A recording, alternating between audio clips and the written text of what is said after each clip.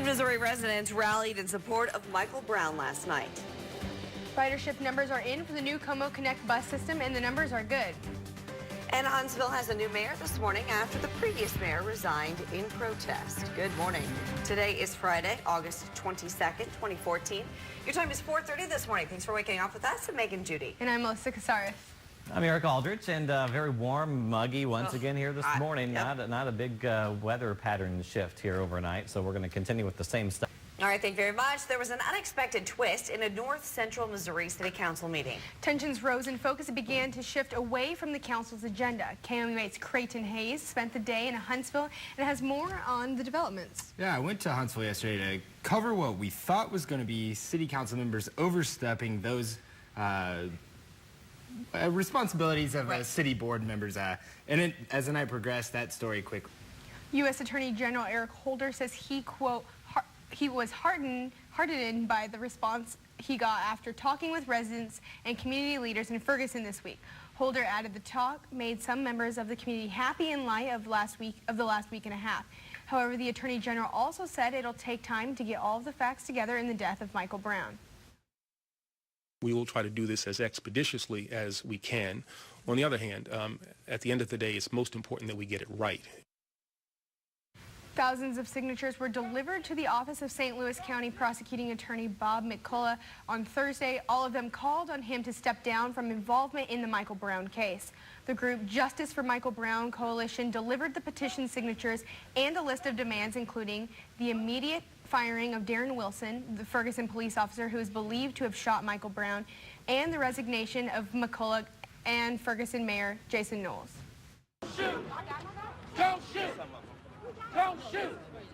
Don't shoot!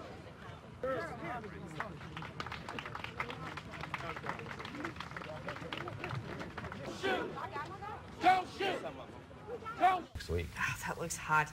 Just looks like stay inside. Stay inside, or maybe hit the lake, hit the pool. Yeah. But, you know, just obviously want to stay hydrated and remember the sunscreen as well. Great. Thank you very much. Yep. The Columbia City Council is reviewing the proposed budget for next year. Before it's approved, the council wants resident feedback. KOMU8's Jacob Jones is live in the studio to tell us a little bit about what's in the budget. Yeah, good morning, lady. A woman accused of kidnapping 2 Amish girls with her boyfriend will remain in jail. Nicole Vasey was denied bail at a preliminary hearing Thursday at Fowler Town Court in upstate New York. She and her boyfriend, Stephen Howells, are accused of kidnapping 2 sisters from their family's produce stand last week. A detective testified Vasey referred to the kidnapping as a shopping trip, and the couple wanted the girls ages 7 and 12 to be their slaves. A 7-year-old boy is being credited with saving his family when their house caught fire.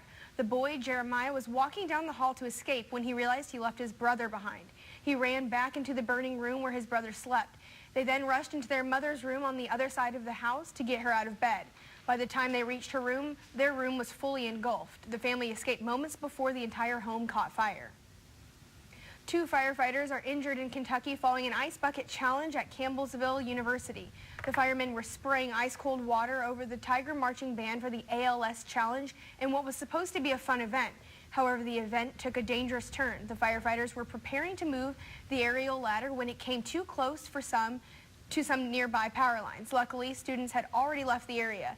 The police chief says Summer, it's quickly coming to an end. And that means traveling for Labor Day will be here before you know it. After the break, we'll tell you how busy travel analysts expect the roads and skies to be this year. After securing faster delivery deals with Comcast, Verizon, and AT&T, Netflix has now reached a deal with Time Warner Cable. Like the other deals, Netflix will connect directly to Time Warner's network rather than going through a third-party service, which will improve streaming speed and quality. Netflix says the connection should be completed by the end of August. It looks like the Tooth Fairy might not be giving out as much money as before. According to a new survey from Visa, the Tooth Fairy is giving out about 8% less money than the year before. The average tooth gets about $3.40. Woo!